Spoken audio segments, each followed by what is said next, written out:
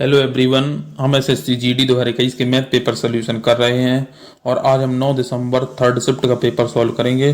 तो आपको video last तक देखना है। तो चलिए शुरू करते हैं। देखते हैं पहला क्वेश्चन। एक लंबवृत्तीय शंकु का आयतन 924 सेंटीमीटर क्यू है और इसकी ऊंचाई 18 सेंटीमीटर है। तो शंकु के आधार का परिमाप ज्ञात करें। तो देखो शंकु का आयतन क्या होता है, 1/3 पाई आर स्क्वायर एच होता है। तो देखो 1/3 यहाँ पे लिख देंगे, तो पाई की जगह 22/7, ठीक है, और आर स्क्वायर हो जाएगा और एच की जगह 18 बराबर 924, ठीक है। 22 से काट देंगे तो देखो 22 को 88, 4 बचेगा, 22 दूनी 44, ठीक है। अब देखो 6 7 42 और 36 18, 3 से 3 काट देंगे तो आर स्क्वायर बराबर आ जाएगा 49। तो आर बराबर कितना आएगा 7, ठीक है। और उसका परिमाप निकालना है। तो परिमाप क्या होता है, देखो 2 पाई आर होगा ना, 2 पाई की जगह 22/7, आर की जगह 7, परिमाप उसके परिधि के बराबर होता है, ठीक है। तो 44 आ जाएगा आंसर। तो थर्ड नंबर आंसर हो जाएगा। इस तरीके से करेंगे। नेक्स्ट क्वेश्चन देखेंगे। एक सेल्समैन ने एक घड़ी 9% की हानि पर बेची। यदि विक्रय मूल्य 140 अधिक होता तो 5% का लाभ होता, तो घड़ी का लागत मूल्य कितना था। देखो 9% की हानि पर बेचा है तो 140 अधिक में बेचता तो 5% का लाभ होता, ठीक है। तो देखो ये इनका डिफरेंस क्या हो गया, 9 5 14 हो जाएगा। 14 की वैल्यू 140 है तो 1 की वैल्यू कितनी हो जाएगी 10।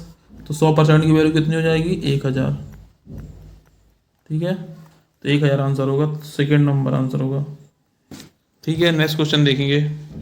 एक धनराशि ए बी सी और डी के बीच क्रमशः 4:7:11:13 के अनुपात में वितरित किया गया। यदि सी को बी से 2800 अधिक मिलते हैं तो ए के हिस्से और डी के हिस्सों के बीच अंतर कितना है।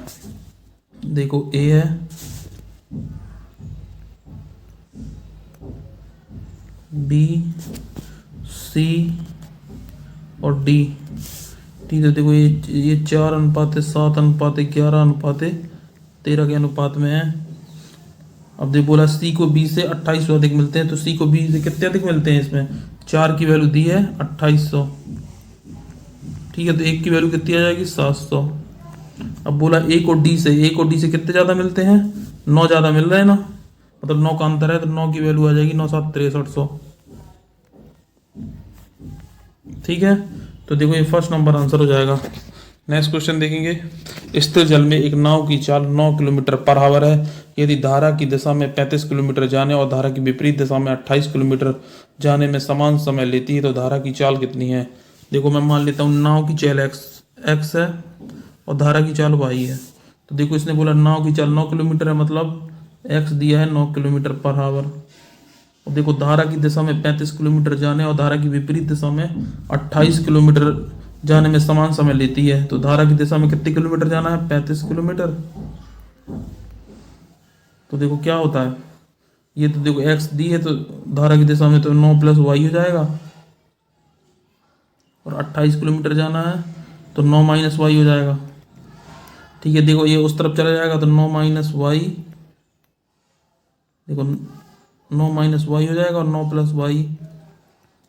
देखो ये 28/35 हो जाएगा। तो 7 चौको 28, 7 पंचे 35, मतलब 3 गुणा कर देंगे तो देखो ये क्या हो जाएगा 45 और 4 9 36, तो 9 आ जाएगा। और ये देखो 5y माइनस का और प्लस का 4y, तो देखो इस तरफ आएगा तो जुड़ जाएंगे तो ये कितना हो जाएगा 9y। तो y बराबर 1 आएगा आंसर। तो धारा की चाल आ गई 1, बस इसको सॉल्व करना था। तो y बराबर 1 आएगा, फोर्थ नंबर आंसर हो जाएगा। नेक्स्ट क्वेश्चन देखेंगे। एक समान जल प्रवाह वाले 8 नल किसी टंकी को 27 मिनट में भरते हैं। 30 मिनट के बाद 2 नल बंद हो जाते हैं तो शेष नलों द्वारा टंकी को भरने में लगने वाला समय ज्ञात कीजिए। तो देखो टोटल वर्क निकाल लेंगे, मतलब तो 8 नल किसी काम को 27 मिनट में, मतलब 27 मिनट में भर देते हैं, ठीक है। अब बोला 3 मिनट बाद 2 नल बंद हो जाते हैं। तो पहले कितने नल थे, तो 3 मिनट पहले 8 नल चल रहे थे, उन्हें 3 मिनट तक काम किया है तो 24 काम हो जाएगा। और 27 अट्टे 216 होता है, तो -24 कर देंगे तो कितना आ जाएगा 192। पहले 8 नल काम करते थे, अब 2 नल बंद हो गए तो 6 नल करेंगे। तो 6 नल कितनी देर में कर देंगे? 32 छक्का 92, 32 मिनट में कर देंगे। 4th नंबर आंसर हो जाएगा। नेक्स्ट क्वेश्चन देखेंगे। यदि 12 वस्तुओं का विक्रय मूल्य 15 वस्तुओं के क्रय मूल्य के बराबर है तो लाभ प्रतिशत कितना है? देखो 12 वस्तुओं का SP 15 वस्तुओं के C के बराबर है, तो SP अपॉन CP हो जाएगा। 5 ही 15, 3 चौको 12, तो CP बराबर 4। एक का लाभ हो रहा है ना, तो इंटू 100 तो 25% आ जाएगा। 4th नंबर आंसर होगा। नेक्स्ट क्वेश्चन देखेंगे। 27 वर्ष पहले विवाह के समय एक दंपत्ति की औसत आयु 25 वर्ष थी। अब उनकी 25 वर्ष की बेटी है, तो परिवार की औसत आयु कितनी है? तो 27 वर्ष पहले विवाह के समय हस्बैंड और वाइफ की औसत आयु कितनी थी?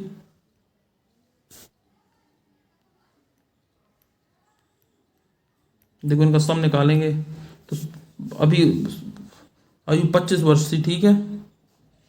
अब 27 वर्ष पहले थी, तो अब वर्तमान में कितनी हो जाएगी? 27 जोड़ देंगे तो कितना हो जाएगा? 52। तो 52 दूनी 104 हो जाएगा, ठीक है। अब उसकी 25 वर्ष की बेटी है, 25 वर्ष की बेटी, तो परिवार की औसत आयु कितना होगा? देखो 104 होगा, तो 25 वर्ष की बेटी ऐड कर देंगे इसमें, तो 129 हो जाएगा। अब 3 लोग हैं, तो 3 का डिवाइड कर देंगे तो 43 आ जाएगा। तो 2nd नंबर आंसर हो जाएगा। Next question. सुशांत के पास जो धन था उसमें से उसने 30% अपनी पत्नी को दे दिया। अपने 2 पुत्रों में से प्रत्येक को उसने शेष राशि में से 18% दिए। अब शेष बची राशि को 3/4 राशि विविध मदों पर खर्च किया, तो 19,600 की शेष राशि को बैंक में जमा कर दिया। तो आरंभ में सुशांत के पास कितनी राशि थी? तो देखो मैंने मान लिया सुशांत के पास टोटल 100% धनराशि थी, ठीक है। अब देखो उसने 30% पत्नी को दे दिया है, तो कितना बचेगा? उसके पास 70 बचेगा। 30% जब उसने माइनस कर दिया, तो देखो अब बोला है उसने 18% उसने अपने प्रत्येक बच्चे को दिया, मतलब 2 पुत्रों को। तो 70% का 18 क्या होगा? 18 7 126, 12.6 होगा, ठीक है। 12.6 होगा, और 2 पुत्र हैं तो 12.6 ऐड हो जाएगा, तो कितना दे देगा? 25.2 दे देगा वो। तो देखो 70 में 25.2 माइनस कर देंगे तो कितना आ जाएगा? 44.8 आ जाएगा, ठीक है। 44.8 बचा उसके पास। अब उसने बोला है शेष राशि का 3/4 राशि विविध मदों पर खर्च कर दिया। तो देखो 3/4 खर्च कर दिया, तो कितना बचा उसके पास? 1/1/4 तो बचेगा ना। तो उसके पास कितना? 19,600 रुपये उसने बैंक में जमा किए हैं। तो देखो दशमलव हटा के 1 10 बढ़ा लेंगे, ठीक है। 4 से काटेंगे तो 112 आ जाएगा, ठीक है। अब क्या करेंगे? अब देखो 4 से फिर काट देंगे इसको। देखो 4 से काटेंगे तो ये 4900 आ जाएगा, और इसको काटेंगे तो 28 आ जाएगा, ठीक है। अब देखो 7 चौको 28 और 7 7 49। अब कितना आ जाएगा देखना? 1 की वैल्यू कितनी आ जाएगी? 1 की वैल्यू आ जाएगी 7000। देखो ये इस तरफ मल्टीप्लाई हो जाएगा 4, तो 1 की वैल्यू आ जाएगी 4 एकम 4, 3 बचेगा, 4 7 28, 4 5 20, 1750। तो 100% की वैल्यू कितनी आएगी? देखो 100% की वैल्यू निकालने के लिए 100 का इसमें मल्टीप्लाई कर देंगे बस। देखो 100% की वैल्यू आ जाएगी 1,75,000। इस तरीके से करेंगे, 4th नंबर आंसर हो जाएगा, ठीक है। नेक्स्ट क्वेश्चन देखेंगे। राधा ने 19,200 का ऋण लिया, जिसमें से कुछ धनराशि 4% वार्षिक साधारण ब्याज पर और शेष राशि 7% वार्षिक साधारण ब्याज पर थी। उसने 5 साल बाद ब्याज के रूप में कुल 5520 का भुगतान किया, तो ब्याज को 2 अलग अलग दरों पर उधार ली गई धनराशि में कितना अंतर था? तो देखो एक पर उसने 4%, देखो एक पे 7% और एक पे 4% है। और देखो 5 साल में कितना ब्याज मिल रहा है? 5520। तो 1 साल में कितना मिलेगा? 1104 मिलेगा। देखो पहले उसे 4%, एक भाग को उसने 4% पे दिया और एक को 7% पे। यदि मैं 4 को 4 + 3 लिख दूँ 7 को, ठीक है। तो 19,200 का 4% निकाल 19,000। देखो इसमें भी 4 मिल रहा है, इसमें भी 4 मिल रहा है, तो 200 का 4% निकालेंगे तो 368 आ जाएगा, नहीं 768 आ जाएगा। 19 चौक 76, देखो 19,200 का 4%, 768 आ जाएगा। ठीक है, तो देखो इसमें 768 माइनस कर देंगे तो कितना बच जाएगा, देखो 1104 में 768 माइनस कर देंगे तो देखो 14 में 8 गई 6, और 9 में 6 गई 3, और 10 में 7 गई 3, 336, मतलब ये 3% की वैल्यू होगी 336। तो 1% की वैल्यू कितनी हो जाएगी 112, तो 100% की वैल्यू हो जाएगी 11,200। ठीक है, तो देखो 7% में उसने 11,200 राशि उधार ली थी, और तो अब टोटल कितनी थी 19,200 थी, तो 4% में कितनी ली होगी 8,000 ली होगी ना, तभी तो 11,200 और 8,000 मिलकर 19,200 होगा। अब इनमें कितने का अंतर है, इनमें 3200 का अंतर है, यही तो उसने पूछा है। ठीक है, नेक्स्ट क्वेश्चन देखेंगे। एक माली एक बगीचे में पेड़ लगाना चाहता है। यदि प्रत्येक पंक्ति में पेड़ों की संख्या समान है और 105 या 210 या 315 या 525 पंक्तियां हैं, उसमें उसके बाद कोई पेड़ शेष नहीं रहता है, तो लगाए जाने वाले पेड़ों की न्यूनतम संख्या क्या होगी। तो देखो इसका एलसीएम निकालना पड़ेगा। 105 है, 210 है, 315 है और 525 है। तो देखो इसके फैक्टर क्या होते हैं, इसके फैक्टर होते हैं 7 इंटू 5 इंटू 3, इसके कितने होते हैं 2, 7 इंटू 3 इंटू 5, इसके कितने होते हैं 315 के, 315 के होंगे। एक तो देखो आ जाएगा 9 आ जाएगा, और कितना आ जाएगा 9 गुणे 5 गुणे 7,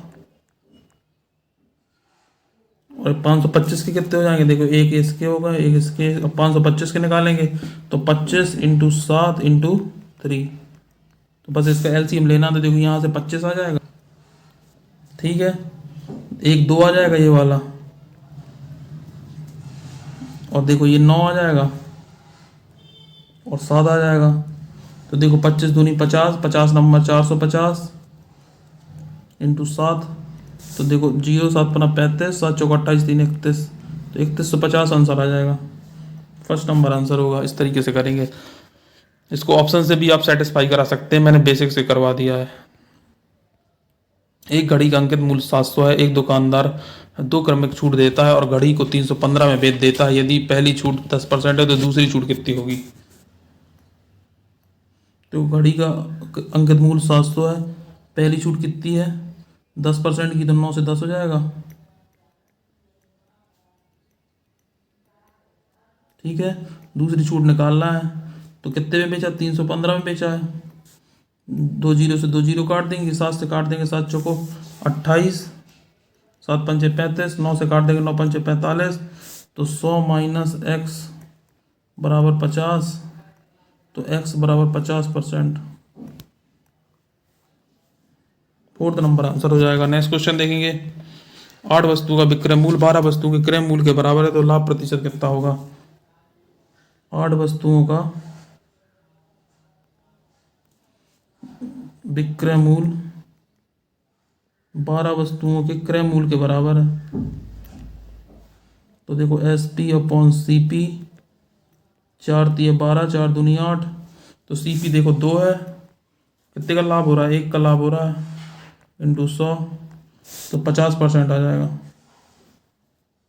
फर्स्ट नंबर आंसर होगा। नेक्स्ट क्वेश्चन देखेंगे। ए बी और सी एक साथ मिलकर काम करके किसी कार्य को 16 दिन में पूरा कर सकते हैं। ए और बी एक साथ मिलकर काम करें तो उसी कार्य को 18 दिन में पूरा कर सकते हैं। यदि बी और सी एक साथ मिलकर काम करें तो उसी कार्य को 24 दिन में पूरा कर सकते हैं। तो ए और सी एक साथ मिलकर इस कार्य को कितने दिन में पूरा कर सकते हैं। देखो ए बी और सी है, वो किसी काम को कितने दिन में 16 दिन में कर रहे हैं, और ए और बी कितने दिन में कर रहे हैं 18 दिन में कर रहे हैं, और बी और सी कितने दिन में कर रहे हैं 24 दिन में कर रहे हैं। तो देखो इनका एलसीएम ले लेंगे तो 144 आएगा, 16 नंबर 144, 18 8 144, 24 छक्का 144। अब बोला ए और सी निकालना है, तो सबसे पहले यदि मैं ए निकालूंगा तो बी प्लस सी को ए प्लस बी प्लस सी में घटा दूंगा तो 9 माइनस 6 हो जाएगा, तो कितना आएगा, ए की इफिशियंसी आ जाएगी 3, ठीक है, 9 माइनस 6 हो जाएगा। ठीक है, अब मुझे सी निकालना है, तो ए प्लस बी की इफिशियंसी 9 माइनस 8 हो जाएगा, तो सी की इफिशियंसी कितनी आ जाएगी, 1 आ जाएगी। टोटल काम कितना है, 144। अब ए और सी मिलकर करेंगे तो कितने दिन में कर लेंगे, 36 दिन में कर लेंगे। ठीक है, तो ये फर्स्ट नंबर आंसर हो जाएगा, इस तरीके से करेंगे। नेक्स्ट का क्वेश्चन देखेंगे। एक दुकानदार ने 20% पर कुछ सामान खरीदा, 20% की छूट पर कुछ सामान खरीदा, उसने अपने ग्राहक को अंकित मूल्य पर 10% की छूट दी, तो लाभ प्रतिशत क्या है। यदि मैं मान लूँ अंकित मूल्य 100 रुपये है, तो उसने कितने पे खरीदा, देखो उसका सीपी कितना हो जाएगा, 20% की छूट पर 80 पे खरीदेगा, और अंकित मूल्य पर 10% की छूट दे दी उसने, तो 90 पे बेचेगा। तो कितने का लाभ हो जाएगा, देखो उससे 10 का लाभ हो जाएगा ना, यहाँ से 10 का लाभ हो गया 80 में इंटू 100, तो 0 से 0, तो 100/8 कितना आ जाएगा, 12.5%। फर्स्ट नंबर आंसर हो जाएगा। नेक्स्ट क्वेश्चन देखेंगे। यदि संख्या ए का 78% किसी अन्य बी के 32.5% के बराबर है, तो बी का ए से अनुपात क्या है। देखो संख्या ए का 78%, 78 लिख लूंगा, और बोला है बी के 32.5% के बराबर है, तो इसको मैं 65/2 लिख सकता हूँ। ठीक है, तो ए बट्टे बी, तो देखो 65/2 हो जाएगा, बटे 78, 13 पंचे 65, 13 छंग 78, तो ए का बी से अनुपात कितना हो जाएगा, 5:12।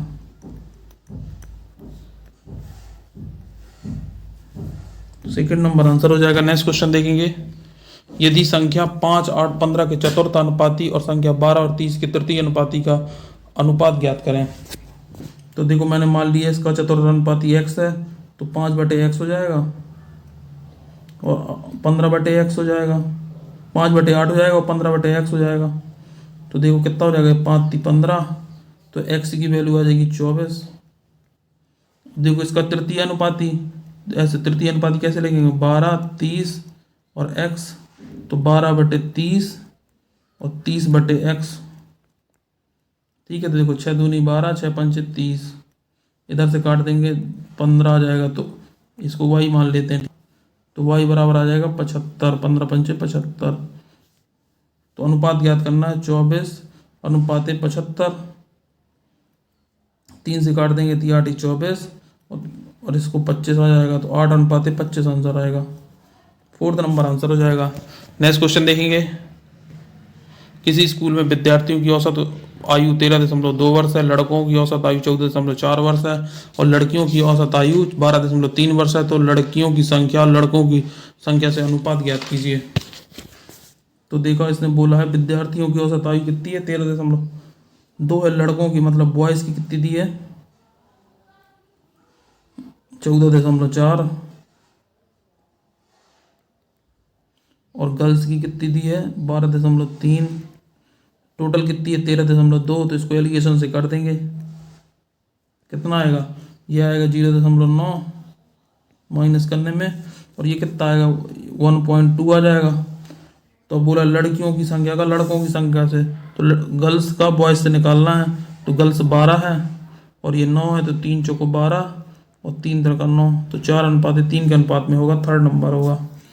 नेक्स्ट क्वेश्चन देखेंगे, इस तरीके से करेंगे। ठीक है, एक गोले का आयतन 6 सेंटीमीटर 6 सेंटीमीटर त्रिज्या और 8 सेंटीमीटर ऊंचाई वाले बेलन के आयतन के बराबर है, तो गोले का व्यास कितना है। तो देखो गोले का आयतन क्या होता है, गोले का आयतन होता है 4/3 पाई r³। 4/3 पाई की जगह पाई लिख देंगे, और r त्रिज्या निकालना है उसकी, मतलब व्यास। तो किसके बराबर है, बेलन के आयतन के बराबर है, तो पाई, बेलन का आयतन पाई r² है, तो 6 का स्क्वायर 36 हो जाएगा, 6 का स्क्वायर 36, और ऊंचाई 8, पाई से पाई कट जाएगा। ठीक है, यहाँ से कट जाएगा 4 9 36। ठीक है, r³ कितना आ जाएगा, देखो 9 8 72 हो जाएगा ये, और इंटू 3, तो 72 × 3 कितना हो जाएगा, 216। तो r बराबर कितना आ जाएगा, 6। तो बोला गोले का ब्याज, तो 2r बराबर कितना हो जाएगा 12। तो देखो फर्स्ट नंबर आंसर हो जाएगा। इस तरीके से करेंगे। नेक्स्ट क्वेश्चन देखेंगे। एक व्यक्ति किसी निश्चित दूरी को एक समान चाल से 5 घंटे में तय करता है। यदि वह अपनी चाल को 1 किलोमीटर पर आवर की वृद्धि कर देता तो वह उस दूरी को तय करने में 10 मिनट कम लेता है, तो उस व्यक्ति की चाल कितनी है। तो देखो इसमें बोला है निश्चित दूरी है, तो देखो इसमें टाइम का रेशियो दिया है। टाइम का रेशियो क्या है, पहले वो देखो 5 घंटे लेता था, तो 5 घंटे में कितने से वो मिनट होते हैं, 300 होते हैं, 60 का मल्टीप्लाई कर देंगे। तो अब वह दूरी तय करने में 10 मिनट कम लेता है, मतलब 290 मिनट लेता है अब।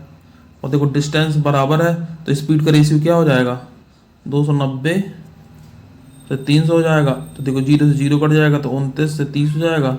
अब बोला है इसकी वैल्यू 1 किलोमीटर की वृद्धि होती है। इसमें कितनी की वृद्धि होती है, इसमें 1 की, और 1 की वैल्यू 1 है। तो उसने बोला है उसकी व्यक्ति की चाल बताइए, तो उसकी व्यक्ति की चाल सीधा क्या हो जाएगी, 29 हो जाएगी। ठीक है, तो ये सेकंड नंबर आंसर हो जाएगा। इस तरीके से करेंगे। नेक्स्ट क्वेश्चन देखेंगे। वह सबसे छोटी संख्या ज्ञात कीजिए जिसे 6, 9, 15, 18 और 21 से विभाजित करने पर शेषफल 4 प्राप्त होता है। तो देखो वह कौन सी, देखो 6 है, 9 है, 15 है, 18 है, तो इसका एलसीएम निकाल लेंगे, और 21 है, तो 21 से देखो 7 आ जाएगा, इससे 9 आ जाएगा। ठीक है, और इससे 15 से 5 आ जाएगा, और यहाँ से 2 आ जाएगा। तो 5 दूनी 10, 10 9 90, 90 7 630। अब उसने बोला है 4 से शेषफल बचता है, तो 4 इसमें जोड़ देंगे, तो 634 आंसर होगा ना। ठीक है, तो सेकंड नंबर आंसर हो जाएगा। नेक्स्ट क्वेश्चन देखिए। एक प्रत्याशी को चुनाव में 41,250 मत मिले हैं और उसने अपने विरोधी को 7500 मतों के अंतर से हरा दिया। यदि कोई भी मत अमान्य घोषित नहीं किया गया तो चुनाव में केवल 2 प्रत्याशी थे, तो विजेता प्रत्याशी को मिले मत का प्रतिशत क्या है। देखो जो चुनाव जीता उसे 41,200 वोट 250 मत मिले हैं, और उससे 7500 मतों से वो जीता है। तो जो हारा है उसे कितने मिले हैं, 41,250 में 7500 माइनस कर देंगे, 0 से 0, 5, 12 में 5 की 7। ठीक है, और कितना हो जाए, 10 में 7 गई 3, 33,700 मिले हैं। तो टोटल कितने वोट थे, अब इसमें देखो 41,250 ऐड कर देंगे तो टोटल वोट आ जाएंगे 0, 5, 2, 10, 7, 2, 9, 10, 5, 1, 3, 1, 4, 1, 5, 4, 3, 7, 75,000 वोट थे मतलब टोटल। अब उसमें से विजेता को 41,250 मत मिले हैं, 75,000 में तो कितने प्रतिशत है, 0 से 0 काट देंगे, तो इससे 0, 5, 25 से काट देंगे, तो 25 3 75 आ जाएगा। ठीक है, 25 से कम 25, 16 बचेगा, 25 चक्कर 150, 25 5 125, 3 से काट देंगे तो 55, तो उसे 55% मत मिले हैं। ठीक है, सेकंड नंबर आंसर होगा। नेक्स्ट क्वेश्चन देखेंगे। यदि ब्याज वार्षिक रूप से चक्रवृद्धि किया जाता है तो निश्चित राशि मूलधन 4 वर्षों में 10% वार्षिक ब्याज की दर से 14,641 में से धन हो जाता है। समान मूलधन पर 3/1/2 वर्षों के लिए समान ब्याज दर से साधारण ब्याज ज्ञात करें। तो देखो कितनी दर कितनी है, 10% है, और 4 वर्ष का समय है, और चक्रवृद्धि ब्याज है, तो क्या होता है 10% वार्षिक ब्याज की दर से 4 वर्ष का CI होता है 46.41। ठीक है, अब तो ये 14,641 में से धन हो जाए, तो देखो 14,641 146.41 की वैल्यू है। ठीक है, तो इसका दशमलव हटाएंगे तो 2 जीरो यहाँ बढ़ा देंगे, ये दशमलव हट जाएगा, तो देखो ये पूरा कट जाएगा, तो 10,000 आ जाएगा उसका मूलधन। अब उसने बोला 10,000 की राशि पर 3/1/2 7/2 वर्षों में और ब्याज कितनी है, 10% ब्याज की दर से साधारण ब्याज निकाल दो, बस यही तो उसने कहा है। तो 0 से 0 कट जाएगा। ठीक है, और ये आ जाएगा 50, तो 7 पंचे 35, 3500 आ जाएगा आंसर। इस तरीके से करेंगे। नेक्स्ट क्वेश्चन देखेंगे। गगन ने 8% वार्षिक चक्रवृद्धि ब्याज की दर पर 2500 की राशि उधार ली। उसने पहले वर्ष के अंत में 1,000 और दूसरे वर्ष के अंत में 500 रुपये का भुगतान किया। 4 वर्ष के अंत में अपना बकाया चुकाने के लिए उसे कितना भुगतान करना होगा। तो देखो इसने पहले वर्ष के अंत में 1,000 रुपये चुका दिए हैं, तो पहले वर्ष में ब्याज कितना मिलेगा, देखो 2500 की राशि है, और 8% वार्षिक ब्याज की दर से उसे कितने रुपये मिल जाएंगे, 200 रुपये मिल जाएगा, मतलब उसे 2700 रुपये हो जाएगा टोटल। तो 2700 में यदि हम 1000 माइनस दे देगा वो, तो कितना बचेगा? 1700 बचेगा। 1700 बचेगा ना। अब उसने दूसरे साल में क्या दिया? 500 का भुगतान किया, तो देखो 1700 का 8% फिर मिलेगा, तो कितना हो जाएगा? ये हो जाएगा 136 रुपये मिलेगा। तो ये टोटल हो जाएगा 1836। अब इसमें इसने 500 दे दिए उसे, तो इसके पास कितना बचा? 1336 बचा। अब उसने बोला 4 वर्ष के लिए, तो अब 4 वर्ष के लिए मतलब 2 वर्ष का तो हो गया। 2 वर्ष के लिए मुझे चक्रवृद्धि ब्याज निकालना पड़ेगा 8% वार्षिक ब्याज की दर से। देखो इसमें मैं ट्री मेथड लगा देता हूँ, तो क्या होगा?